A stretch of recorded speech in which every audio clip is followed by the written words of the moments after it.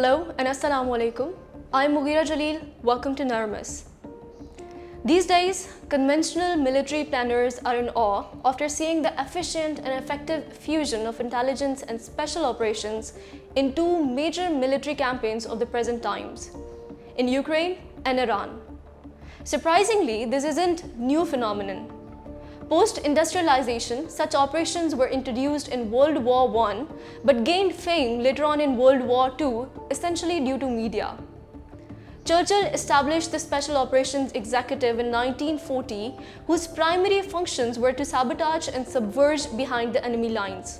It ran a secret training school where saboteurs were schooled in creating chaos. One of the most successful Special Operations Executive stings was Operation JWEC, where agents ex-Allied Z Special Unit, disguised as Malay fishermen, raided the Singapore harbour, sinking 30,000 tons of Japanese shipping.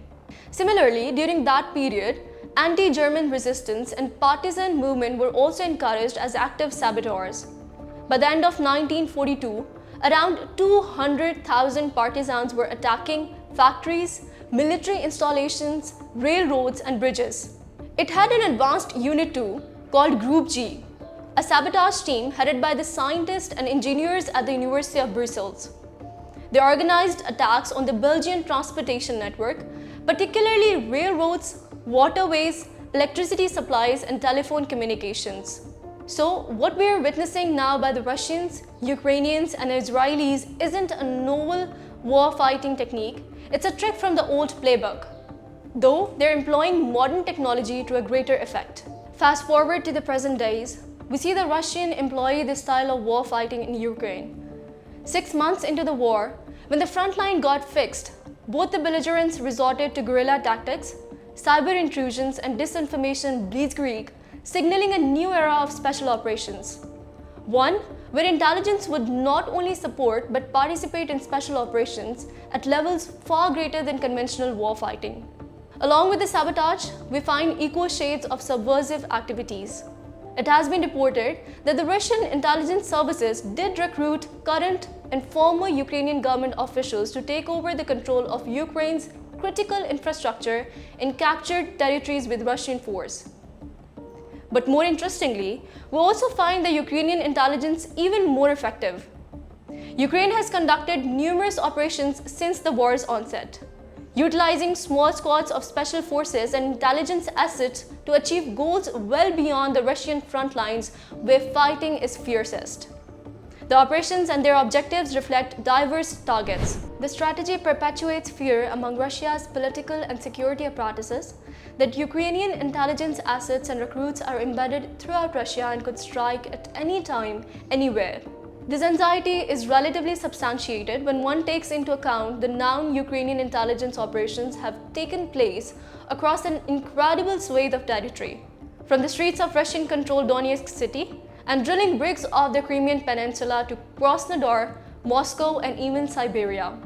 Between the two wars we're discussing, the most sophisticated operations were conducted by Israelis in the ongoing war with Iran. Israel systematically integrated ambitious intelligence operations as fundamental components of its military strategy. By fusing years of intelligence preparations with special operations capabilities, Israel achieved a strategic surprise and devastating effect against Iran's nuclear program and military leadership, despite months and years of mounting tensions. The operation offers critical lessons for all military planners facing similar challenges with peer competitors who possess advanced air defenses, nuclear ambitions, and totalitarian control. First, Mossad commando units deployed precision-guided weapon systems near Iranian surface-to-air missile installations, which activated immediately preceding Israeli Air Force strikes to drop Tehran's defenses at a critical juncture. Second, specialized equipment and munitions were clandestinely emplaced across Iran to carry out full range of attacks that achieved the effective decapitation of Iran's military leadership.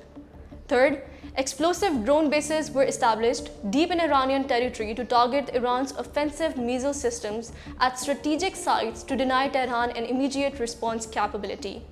The operations also successfully eliminated Iran's top military, including IRGC leadership and several nuclear scientists. This represents one of the most serious decollating strikes in the modern warfare. demonstrating how intelligence preparations can enable surgical targeting of command structures. Israel's early success, despite obvious tensions, also suggests that operational security remains achievable even under intense scrutiny. The fact that they could do it again and again is surprisingly weird. In 2022, Israel deployed explosive laden quadcopters to attack an Iranian drone manufacturing facility in the western city of Kermanshah. The following year, it utilized a drone to target an ammunition production facility in Isfahan. Israel also demonstrated that its agents achieved deep penetration into Iran. Last summer, Israel assassinated Hamas leader Ismail Haniyeh by infiltrating a bomb into his quarters at IRGC facility and detonating it during his attendance at Iran's new president's inauguration ceremony. Mossad imported the quadcopters through commercial channels, frequently utilizing unknowing business partners. Field agents collected the munitions and distributed them to the operational teams. Reportedly, Israel trained team leaders in third countries who subsequently trained their respective teams, clearly showing the deliberation that had gone into its planning over years. The modern-day non-contact warfare needs human operators to serve as the bridge between advanced tech and ground realities, translating data into actionable insights and targeting. Intelligence now is not just about gathering data, it's about deploying actions for strategic gains. Non-contact warfare prioritizes intelligence-SOF fusion capabilities, enabling long-term operational preparation in potential conflict zones. This would require sustained investment in human intelligence capabilities, technical collection systems, and special operation units trained for extended autonomous operations in denied areas. We must expect intelligence setup influence to grow from a passive support agent to becoming an active arm, executing kinetic operations. Timely knowledge, operational security, and ability to operate in gray zone would force military planners to institutionalize fusion between intelligence and special operations. This ends our discussion on the topic. Drop your thoughts in the comments below. Be sure to like, share, and subscribe to the channel. Until next time, stay safe and stay kind. Allah Hafiz.